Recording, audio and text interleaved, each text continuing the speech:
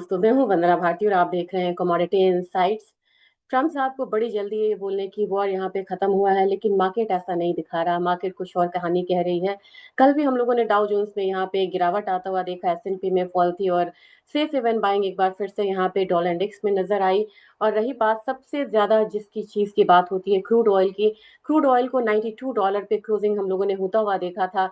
जब मॉर्निंग में crude oil की ओपनिंग हुई थी तो हम लोगों ने यहाँ पे देखा $99 तक आता हुआ। तो जो मैंने आपको कहा था कि $100 की तरफ ऑप्शन में काफी पोजीशंस बनी हुई हैं, वही लेवल एक बार मुझे आता हुआ लग रहा है। तभी मैं बार बार आपसे कल के इवनिंग की वीडियो भी मैंने कहा है कि क्रूड को सेल ना करें, नहीं तो आप यहाँ पे ट्रैप हो सकते हैं। और क्रूड एक ऐसी कमोडिटी है जिसे सिल्वर की तर्ज पे यूएस जो है डेरिवेटिव मार्केट के ही थ्रू लेकिन यहाँ पे दबा के रखना चाहता है। लेकिन इसकी जो सप्लाई साइड है वो वाकई में यहाँ पे डिसरप्शन हुई है, लेकिन डेरिवेटिव मार्केट में भी हम लोगों ने एक उछाल आता हुआ देखा है। तो एक शॉर्ट वीडियो में ही अगर देखेंगे तो देख सकते हैं कि डॉलर इंडेक्स में किस तरीके से कल एक उछाल के साथ हम लोगों ने ये 11 मार्च का है और आज देखें तो किस तरीके से गैप अप ओपनिंग है। अगर आप डाउजोन्स को देखते हैं तो डाउजोन्स यहाँ पे जंप लिया था कल के दिन, मतलब परसों के दिन भी यहाँ पे इसने एक जंप लिया। लेकिन वो जंप यहाँ पे ये देख रहे हैं ना, ये जंप आया लेकिन वो सस्टेन करता हुआ नहीं दिख रहा है। हाई लगाया, अब अगेन मुझे लग रहा है कि यहाँ पे एक डबल बॉटम की तरह बना था लेकिन प्रॉपर नहीं है।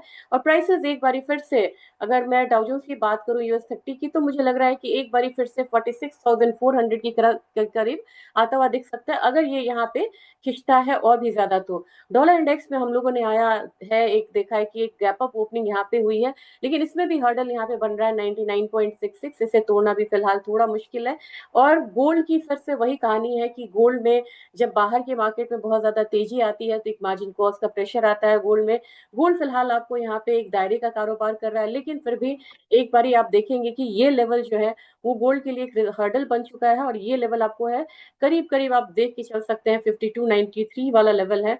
और वहां प्राइसेस फिर से आएगा और डाउन साइड जो है कोई भी वो यहाँ पे 5087 के करीब लिमिटेड है।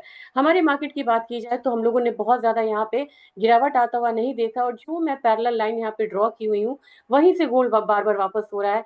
यानी कि अगर कल के हाई की भी अगर मैं बात करूं कि कल की हाई यहाँ पे क्या निकल के आई थी, परसों की हाई, तो परसों भी अगर आप देखेंगे तो 1,63,577, कल के भी अगर देखते हैं तो 1,63,149, यानी कि 1,64,000 एक बहुत बड़ा हर्डल है जो कि यहाँ पे मतलब पार करने के लिए इसे बड़ा मतलब कि ट्रिगर की जरूरत है। और रही बात नीचे की, तो नीचे मुझे अभी भी फिलहाल लग रहा है कि 159 से नीचे गोल्ड नहीं है। अब आज के दिन इनिशियली जो भी यहाँ पे डाउन साइड था, जब मैंने सुबह में देखा था तो यहाँ पे -$27 था, अभी यहाँ पे -$5 है। मुझे लगता है ये कवर अप करता हुआ कोशिश करेगा और गिरावट को हो सकता है कि हम थोड़ी सी बाइंग आता हुआ देखें। सिल्वर अभी यहाँ पे ग्रीन जोन में, नेगेटिव जोन से ये ग्रीन जोन में आती हुई कमोडिटी दिखी है। और मुझे लग रहा है कि आज के दिन मुझे लग रहा है कि एक यहाँ पे जो कह सकते हैं कि बाइंग साइड जो है वो आज हम सिल्वर में एक बारी आता हुआ देख सकते हैं। और सिल्वर की बात की जाए कि सिल्वर में किस तरीके की मूवमेंट आज हो सकती है, तो अगेन ये $50 के करीब ही ऑक्सीलेट कर रहा है, ऊपर में जाएगा तो हमारा ये वाला जोन हो सकता है $90 का। और नीचे अभी मुझे लग रहा है कि फिलहाल 82 से नीचे नहीं जाना चाहिए सिल्वर को फिलहाल फिलहाल में। हमारी मार्केट में कल अच्छी खासी गिरावट आई थी, यानी कि 9350 का यहाँ पे गिरावट जो था है वही लेवल है, वही 50 डेज के पास इर्द गिर्द मार्केट घूमती हुई नजर आ रही है।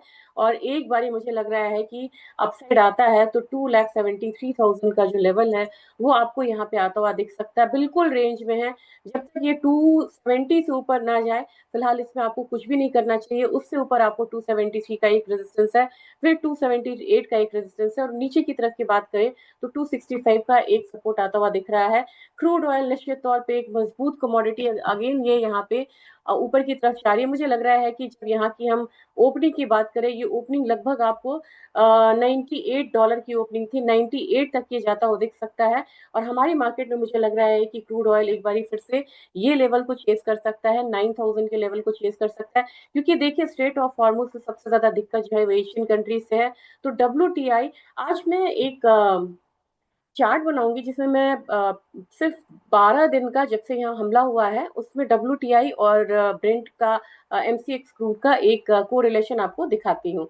नेचुरल गैस में यहाँ पे आपको मैंने बता दिया कि 8250 तक मुझे लग रहा है, या उससे ऊपर अगर 9000 का लेवल आ सकता है।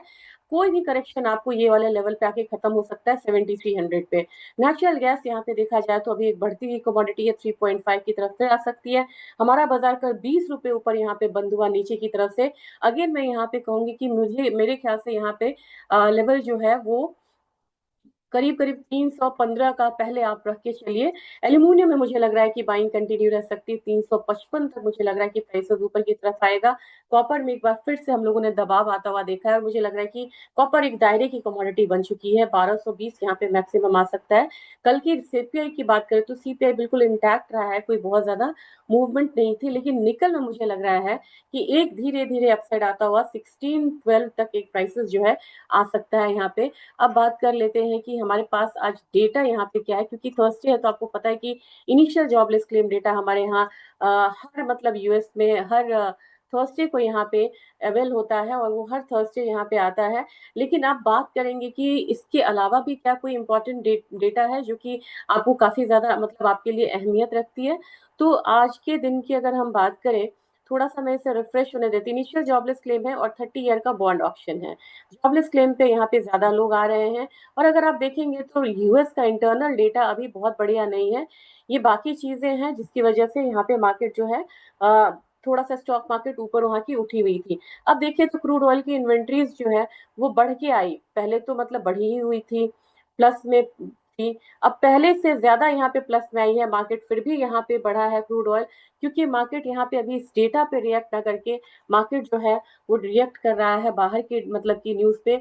और ईरान ने एक और शिप टैंकर को यहाँ पे हिट किया है, उसे उड़ा दिया है, तो इसकी वजह से अब ये आपको जो ट्रम्प बोलते हैं ना कि वॉर खत्म हो गया, अब तो आसानी से शिपमेंट जा रही है, अभी फिलहाल ऐसा कुछ नहीं है। इस सब बात पे आप ध्यान रखिएगा और पोजीशंस को बड़ी समझदारी के साथ आप यहाँ पे बनाइए।